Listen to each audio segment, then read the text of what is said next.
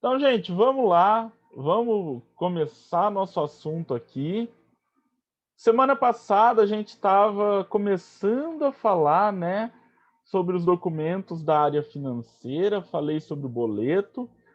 Fizemos, né, relembramos como fazer o cálculo aí de juros, caso necessário, né? Então, alguém tem alguma dúvida? Alguém acha que quer que eu faça mais um cálculo aí de juros para relembrar como é que faz? Eu Eu- quero, prof. Você quer? Então vamos lá. Vou para o quadro branco, que é mais fácil de eu escrever lá. Então vamos imaginar a seguinte O situação. cálculo dos juros serve para o mesmo do empréstimo ou é cálculo diferente? Então, é assim, ó. Quando você faz um empréstimo, deixa eu fazer um rabisco aqui. Então, vamos imaginar que eu peguei aqui 5 mil reais de empréstimo ou fiz um financiamento, né? Tanto faz. Eu peguei, esse aqui é o meu capital, né? Aquilo que eu peguei. O que eu vou pagar para o banco de volta, o montante, ele vai ser calculado com juros compostos, é outra fórmula, tá?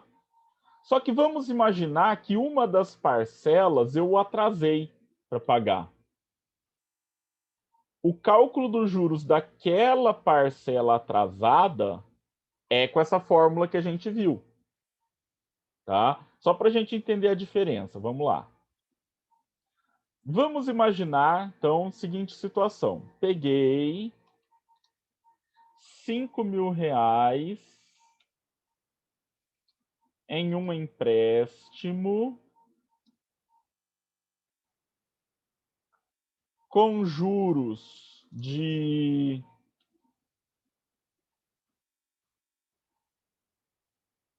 3% ao mês e vou pagar em... Quantas parcelas nós vamos pagar esse empréstimo? 24? 2 anos? Então vamos pagar em 24 vezes. Então, o que vai acontecer? Vamos imaginar aqui, ó. Eu vou pagar, então aqui, ó. Peguei 5 mil reais. O cálculo desses juros, de quanto eu vou pagar para o banco, é a seguinte forma. 5 mil, a fórmula é essa daqui, ó. Montante é igual capital vezes 1 mais I elevado a T, tá? O circunflexo significa que está elevado, como se fosse ao quadrado ali, né?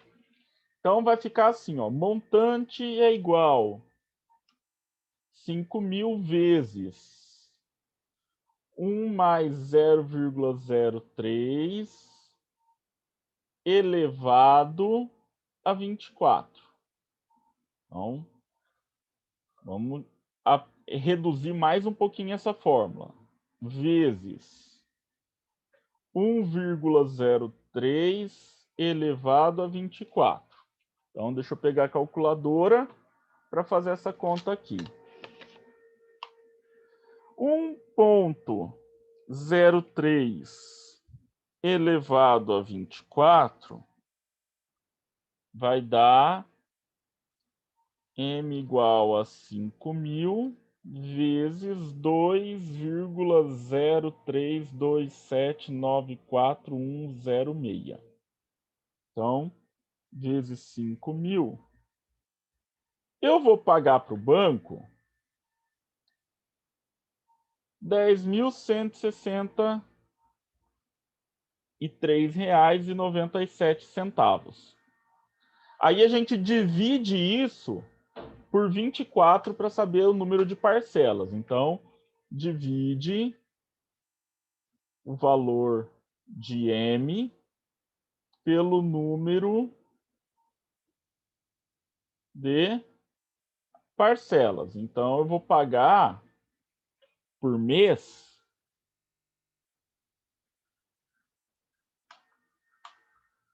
esse valor dividido por 24, né? No caso aqui, eu vou pagar R$ 423,49 por mês. Se eu atrasar uma parcela, aí sim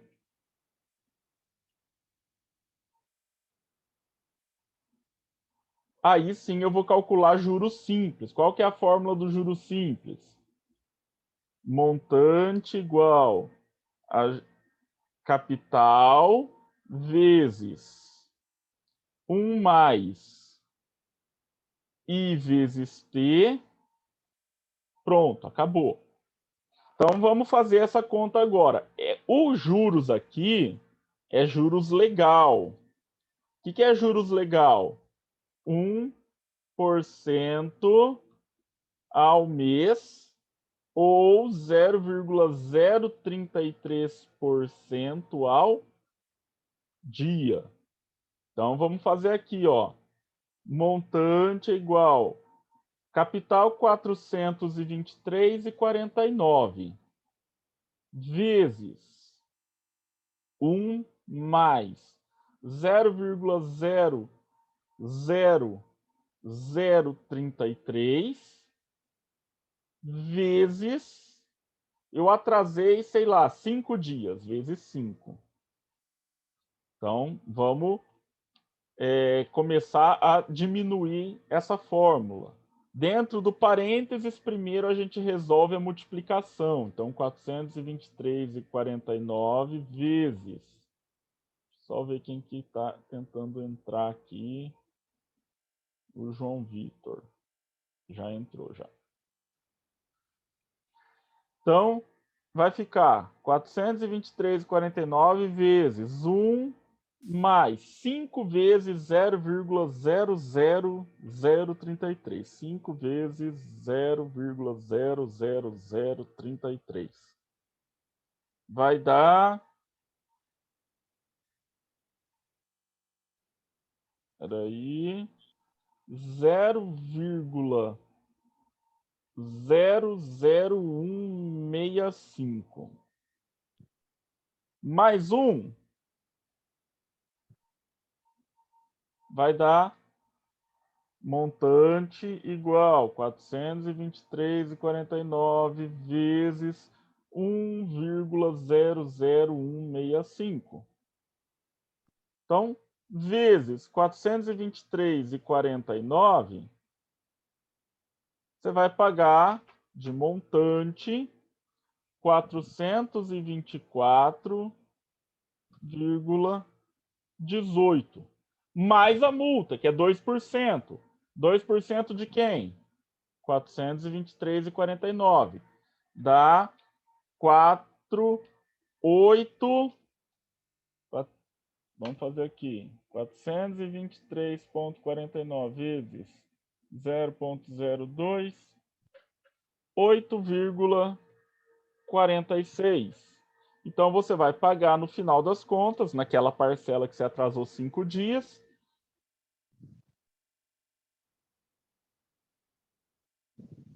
Espera aí que eu errei. Cadê? Delete. 424,18. Você vai pagar 424,18 mais 8,46. 432,64. Deu para entender a diferença? Ó? O empréstimo em si, o financiamento, o cálculo dos juros dele é juros compostos, está aqui em cima. Aí eu consigo achar o valor da minha parcela. Se eu atrasar a parcela, aquela parcela vai ter juros simples sobre ela. Por que isso, gente? Porque esse valor aqui, desse montante, é o valor que você está pagando para o banco por ele ter emprestado o dinheiro para você. Agora, esse valor aqui teve juros e multa porque eu atrasei o pagamento dela, tá? Então são coisas diferentes. Só colocar presente para o João Victor. Deu para entender, gente? Eu vou salvar aqui para mandar para vocês. O que não pode esquecer, gente? Quando eu trabalho com porcentagem, eu tenho que lembrar o seguinte, olha só. Deixa eu limpar aqui. Quando eu coloco lá, por exemplo, 5%, eu não trabalho com 5. Ou na calculadora eu tenho que colocar 5 e o sinal da porcentagem. Então, por exemplo, eu tenho R$100. É uma conta bem fácil. E eu quero saber 5%. Então, na minha calculadora, o que eu vou fazer? 100 vezes 5%. Se for Android, hora que você apertou o porcento, ele já vai dar para você o valor. Se for iPhone, eu tenho que apertar ainda igual. Tá? Ele vai me dar que resultado? 5. Ou eu posso trabalhar da seguinte maneira: 100 vezes 5% é 0,05, tá? Que vai dar 5 também. Se eu não fizer essas duas formas aqui, vai dar erro, porque se eu não colocar o porcentagem, ele vai fazer 100 vezes 5, e aí não é 5%, ele vai me dar a resposta 500, né? Então, eu tenho que tomar esse cuidado quando eu trabalho com porcentagem, principalmente quando envolve juros. Por que isso? Porque são coisas diferentes, tá? Mas vamos lá, vamos agora então para os outros documentos da área financeira. Temos aqui, gente, um recibo. O recibo, muita gente acha que não tem muita importância, pega ele e joga fora, não guarda, né? E o recibo ele é um comprovante de pagamento. Você precisa guardar, tá? Como que faz um recibo? Eu posso fazer ele comprado, né? Eu vou lá na papelaria, compro um talãozinho de recibo, ele vai vir desse jeitinho que está aqui na tela. Ou eu posso fazer no computador e imprimir. Posso pegar da internet, só mudar os dados. Eu posso fazer à mão, numa folha de papel, tá? O que é importante que tenha no recibo? A palavra recibo tem que aparecer se você for fazer no computador ou à mão, tá? Tem que ter a informação do valor e tem que ter aqui, né, os dados por extenso, quanto você recebeu, referente a quê, e a expressão "e para clareza", firmo ou firmamos o presente, data, local e assinatura.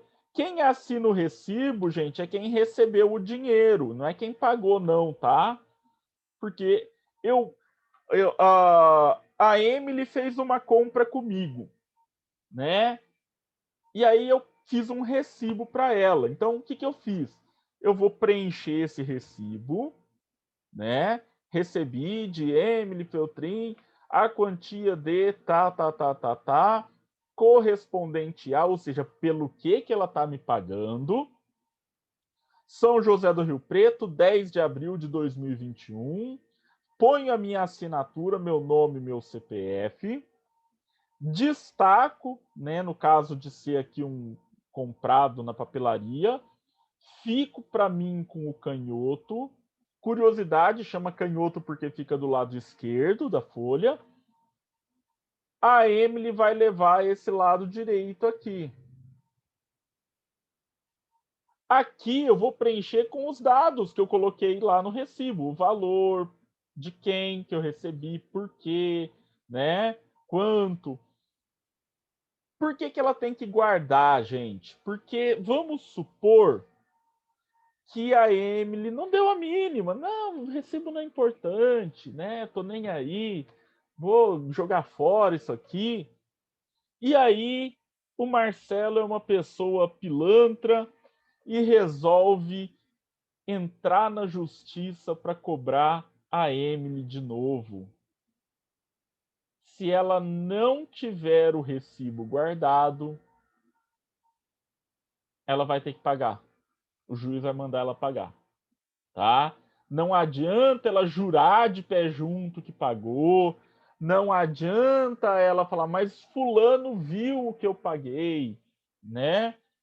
Se ela não tiver como provar, muito provavelmente ela vai ser condenada a pagar novamente. Então, gente, guardem os recibos. Guardem, porque isso aqui é muito importante para vocês. Outro detalhe: suponhamos que você declara imposto de renda e você está pagando, por exemplo, um tratamento médico que você precisou fazer particular, né? Alguma coisa assim do gênero. Você pode apresentar esses recibos na sua declaração de imposto de renda. Para quê? Para abater do valor que você tem que pagar. Eu não sei se vocês sabem, eu comentei isso, mas normalmente, né, nem todo mundo lembra. Despesas médicas e despesas educacionais com ensino fundamental, ensino médio ou faculdade, elas podem ser parcialmente abatidas do seu imposto de renda. Por que que elas podem ser parcialmente abatidas? Porque são duas coisas que a lei falou que era obrigação do governo fornecer para a gente: atendimento médico e educação de qualidade. Como muitas vezes ele não consegue suprir essa demanda, então quem gasta com isso pode abater do imposto de renda. Tudo? Não, não é tudo, tem limites, mas já é um começo, já é alguma coisa, tá? Então, mais um motivo para se guardar aí um recibo, tá, gente? Muito importante aí. Professor, Oi. eu quando que eu trabalhava no supermercado, eles Ah, faziam esse recibo para mim quando que eu recebia. Só certo. que eles nunca davam esse recibo para mim, ficava com eles. Sim, porque você recebeu, Hum, tá? Você que recebeu deles. Então, nossa. quem recebe o dinheiro é que dá o recibo. Então, na verdade, você assinava porque você estava dando o recibo para eles, tá? Você poderia ter exigido deles, eventualmente, os canhotinhos, Ah, mesmo assim, eles falavam que ficava com eles. tá? Porque aí é um direito seu, que também é como você controla, tá? Mas tem muita gente que às vezes confunde mesmo. Quem vai ficar com o recibo é quem pagou. Então, como eram eles que estavam pagando para você, eles que ficavam com o recibo, tá? Nossa. Então, tem isso aí. Alguém quer fazer mais alguma pergunta? Então, vamos para o próximo. A nota promissória, gente, nós já falamos sobre ela. Eu não vou retomar aqui nesse momento, a não ser que alguém tenha uma dúvida sobre ela e queira perguntar alguma coisa. Ninguém? Então, vamos para o último dos documentos da área financeira, porque esse aqui ele é um pouco diferente do que a gente está acostumado. A maior parte das pessoas nem ouviu falar de duplicata, né? O que é a duplicata, gente? Duplicata é um documento da área financeira que serve para vendas a prazo. Então, ele é uma forma de cobrança, né? Um documento para se fazer a cobrança. Normalmente, a duplicata ela é emitida de empresa para empresa. Então, quando duas empresas negociam. Mas é obrigatório? Não pode ser para pessoa física? Pode, não tem problema. Eu estou falando que é comum, tá? Vamos entender isso aqui, então, agora um pouquinho melhor. Ó. Olhando ela lembra uma mistura de boleto com promissória, mais ou menos, né? A estrutura dela. Então, o que, que ela tem? Ó, no topo, aqui no alto, eu tenho os dados de quem está emitindo a duplicata, ou seja, de quem vai receber o pagamento. Aqui eu tenho um campo com os dados da fatura. Lembrando, né, gente, fatura é nota fiscal que foi feita.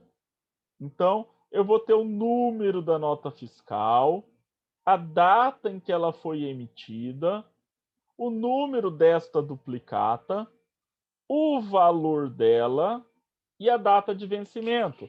A data de vencimento é quando essa pessoa tem que pagar.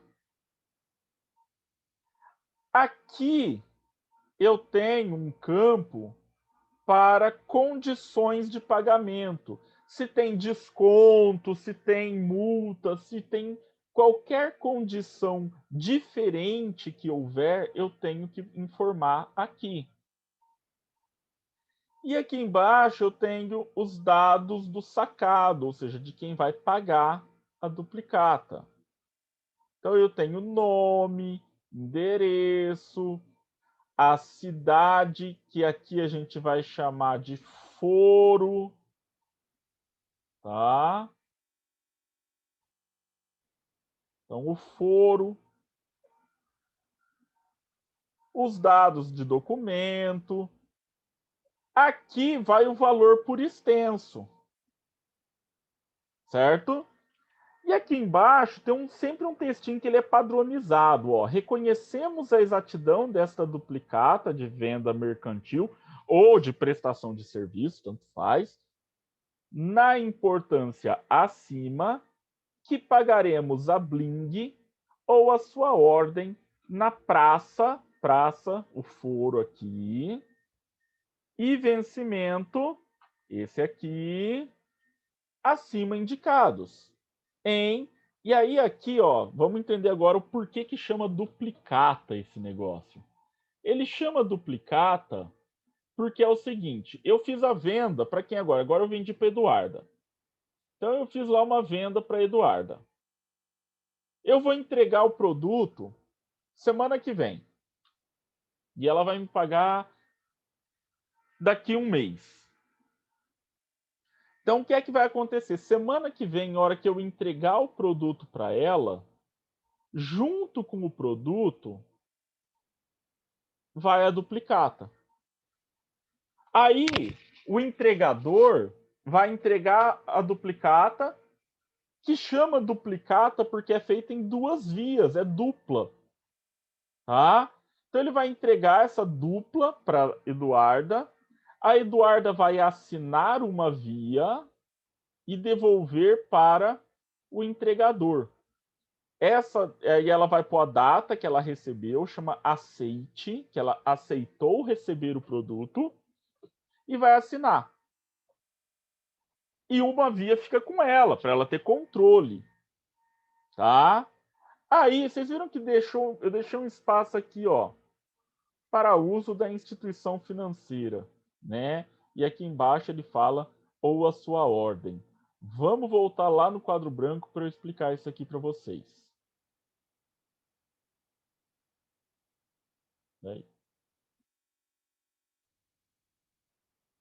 Então, o que é que acontece aqui, gente?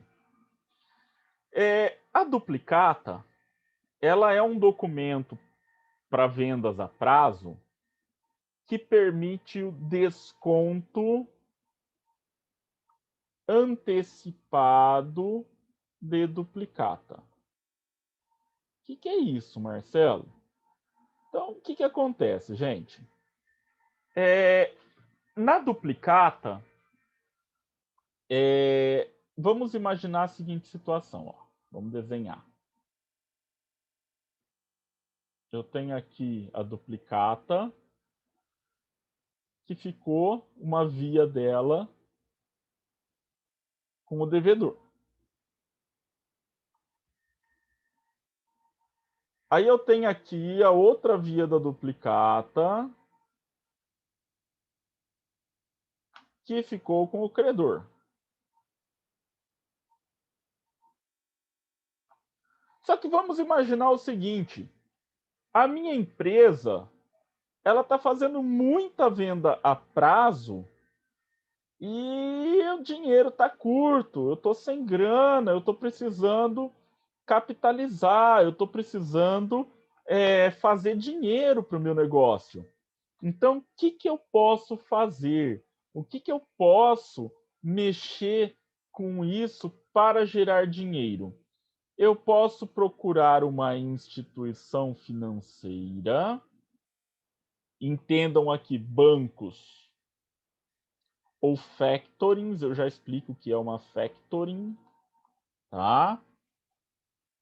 E aí eu chego lá no banco e falo assim, ô seu banco, eu tenho aqui essa duplicata, né, que eu vendi lá para a Thailisa e eu queria descontar ela, eu queria transformar ela em dinheiro. Ela só vai vencer daqui a 60 dias. O banco vai olhar, vai falar assim, deixa eu dar uma analisada. O que o banco vai fazer? Ele vai olhar o meu cadastro, ele vai buscar, por exemplo, qual é o meu fator de risco. O que é o meu fator de risco? Quantas pessoas, né, estão inadimplentes, quantas pessoas não estão pagando meus produtos, estão atrasadas com o pagamento, para ver se vale a pena ou não fazer esse adiantamento. O banco não vai sair fazendo esse desconto para qualquer empresa, ele vai fazer um levantamento, né, gente? E aí, o que ele vai fazer? Ele vai pegar, eu vou entregar para ele a minha duplicata, está assinada lá pela Thailisa. Ele vai calcular, com base no tempo aqui, os juros e ele vai descontar esses juros daqui. Vamos imaginar, ó, que era uma duplicata de 1.000 e vamos imaginar que ele está cobrando 3% ao mês. São 60 dias, são 2 meses. Vamos sim, gente, eu estou arredondando, porque ele entraria em juros compostos e não é o nosso material aqui. Mas ele ia descontar aproximadamente algo em torno de R$60, tá? Que são 30%, 3% é R$30, são 2 meses, 6%, né? R$60.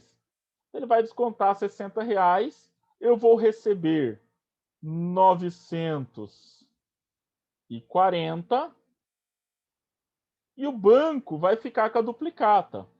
Quando a Thailise for me pagar, eu vou falar assim para ela, não, Thailise, você tem que ir lá no banco pagar para o banco. E aí o banco que vai receber essa duplicata, o banco que vai receber os R$1.000 da Thailise. Marcelo, e se não pagar? Aí o banco pode ajuizar a ação de cobrança ou tomar as medidas necessárias, tá? Então, o banco pode adiantar isso aqui. Deixa eu falar um pouquinho agora sobre essa figura que eu escrevi ali, a factoring. Gente, a factoring é um tipo de empresa que foi criada ainda na década de 1970, se não me falha a memória, e ela é uma empresa de fomento mercantil. Olha que nome bonito isso aqui, né? O que é empresa de fomento mercantil? É uma empresa que tem como função auxiliar as empresas mercantis, ou seja, as empresas em geral, a funcionarem. Como? Descontando duplicatas. Então, as factorings, elas assumem uma função semelhante à do banco, normalmente com menos burocracia que o banco, porque não necessariamente eu preciso ter conta lá naquela não é igual uma conta no banco, é mais simples. Qual é o grande problema? Nós estamos no Brasil. E o brasileiro, óbvio que ele dá uma subvertida nas coisas, né? Como assim subverter as coisas? O brasileiro, ele deu um jeitinho de transformar a factoring numa agiotagem legalizada. Então, além de descontar as duplicatas, eles descontam cheques, né? E isso é proibido por lei, tá, gente? E não são todas que fazem, não. Mas algumas fazem. E isso não é permitido. Eu só posso descontar a duplicata. E aí, como assim agiotagem? Ah, eu estou precisando de dinheiro. Eu pego, faço um cheque, vou lá na factoring, ele desconta e depois ele recebe quando cair o cheque, né? Mas isso é proibido, tá, gente? Isso não pode, dá até problema eventualmente. Alguma pergunta sobre os documentos da área financeira, gente?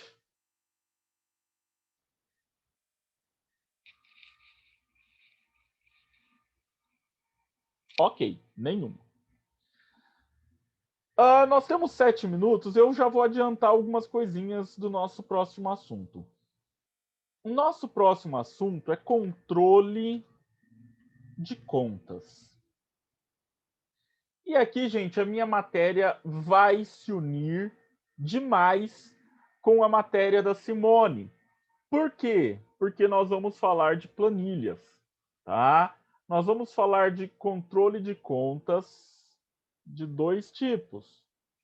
Nós vamos falar de controle de contas a pagar e nós vamos falar de controle de contas a receber. E aí, gente, o que é que tem aqui que a gente já pode tirar de informação só dos nomes disso aqui? Porque às vezes o aluno olha nessa matéria, na hora dele montar as planilhas, ele me chama, fala, Marcelo, o que eu vou colocar nas contas a pagar? O que eu vou colocar nas contas a receber? Então, olha só, gente. Eu sou um apaixonado pela língua portuguesa, tá? E a língua portuguesa, se a gente souber entendê-la, a gente consegue muitas informações que a gente não teria de outra maneira. E aí, o que eu posso pegar daqui, né? Sem conhecer a matéria, só com a língua portuguesa. Eu não sei se vocês se lembram da época da escola, as palavras elas são divididas em grupos, né? A gente tem os substantivos, a gente tem os adjetivos, a gente tem os verbos. Um verbo é um tipo especial de palavra que indica uma ação.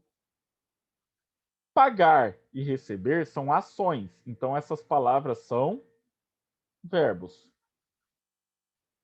Quando o verbo está terminando em R, ele está no nome do verbo. Então, comer, andar, pagar, receber, a gente fala que esses verbos estão no infinitivo, estão no nome do verbo.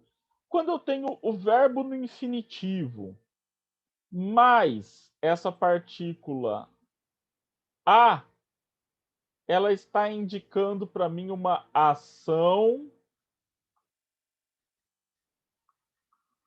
futura.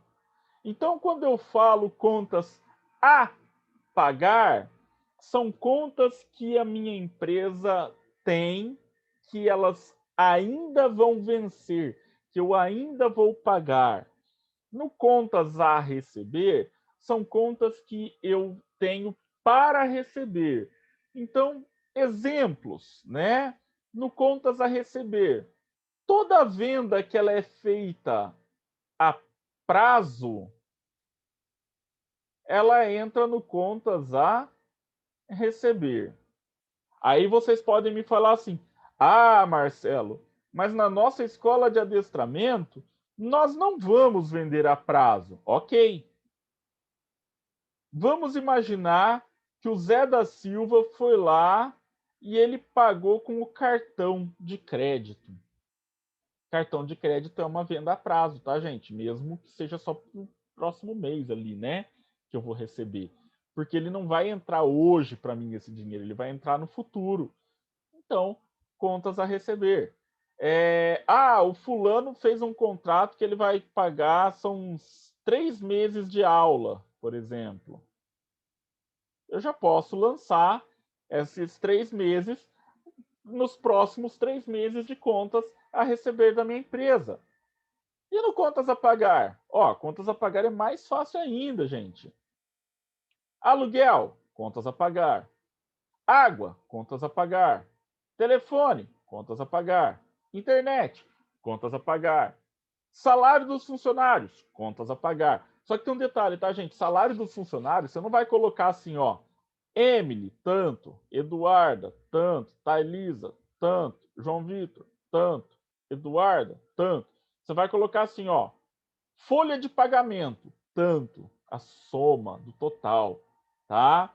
Então, muito importante a gente começar a entender esses conceitos. Outro detalhe, gente, pelo amor de Deus, vocês vão dar risada aí na casa de vocês agora, mas é apagar, são palavras separadas. Eu já vi gente escrever contas a pagar, né? Contas a pagar significa que você tem que apagar aquela conta ali, né, gente? Então, não é o nosso caso aqui. Outro detalhe muito importante sobre o controle de contas a receber é que essa cobrança ela pode ser uma cobrança bancária e ela pode ser uma cobrança em carteira. Qual que é a diferença? O que é cada uma delas? Cobrança bancária, o nome já está deixando bem claro para mim. Quem vai fazer, né? Quem é responsável por receber esse dinheiro é um banco. Então, um boleto bancário, um cartão de crédito, tá? Uma duplicata que foi descontada. E em carteira? Em carteira significa que essa pessoa tem que ir fazer o pagamento direto com você. Então, ele vai lá na empresa pagar. Ou ele pode até fazer uma transferência bancária, um Pix, né, alguma ferramenta do gênero, mas por opção, não porque ele precisa do banco. Foi uma escolha, tá? Então, uma promissória, uma duplicata não descontada. Então, temos essas diferenças aqui. Tranquilo, gente? Outra dica que eu vou dar para vocês, gente, deem uma estudada nas fórmulas aí do Excel que a Simone vem passando, porque eu vou falar bastante de fórmulas a partir da semana que vem, tá? Eu vou fazer planilhas aqui, a gente vai ver como preenche, como calcula, como que eu faço esse cálculo dos juros no Excel, tá? Nós vamos ver a partir da semana que vem, combinado? Muito obrigado pela participação de todos. Até a semana que vem, gente.